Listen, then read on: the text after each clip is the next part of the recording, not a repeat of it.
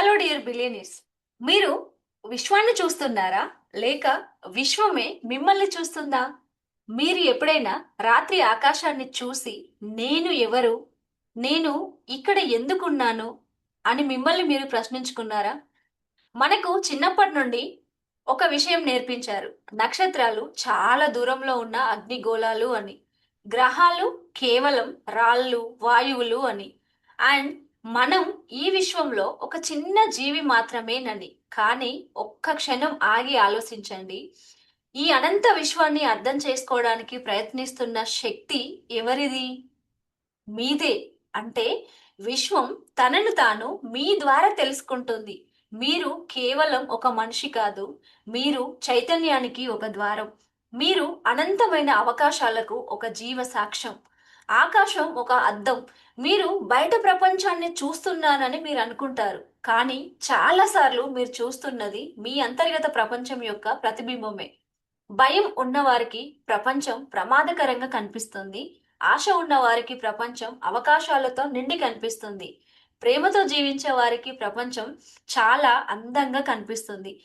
ప్రపంచం మారకపోయినా దాన్ని చూసే మీ దృష్టి మారితే మీ అనుభవం మొత్తం మారిపోతుంది. మరి శక్తి ఎక్కడ ఉంది? చాలా మంది శక్తిని బయట ఉందని అనుకుంటారు. డబ్బులో, పదవిలో, పేరు ప్రతిష్టలో. కానీ నిజమైన శక్తి అక్కడ లేదు. నిజమైన శక్తి మీ ఆలోచనలను ఎంచుకునే సామర్థ్యంలో ఉంది.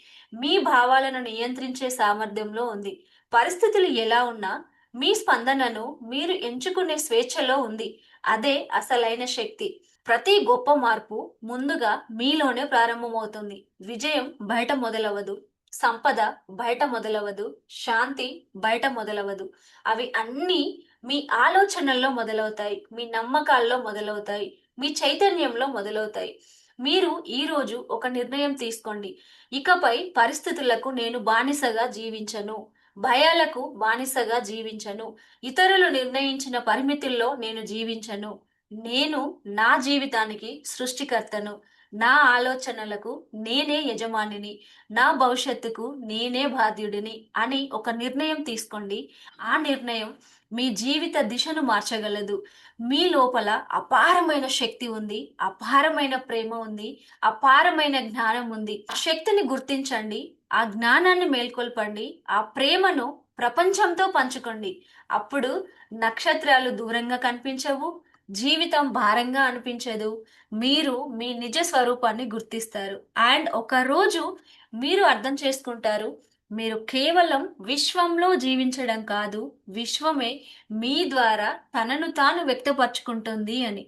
Thank you so much. జై జీవశక్తి.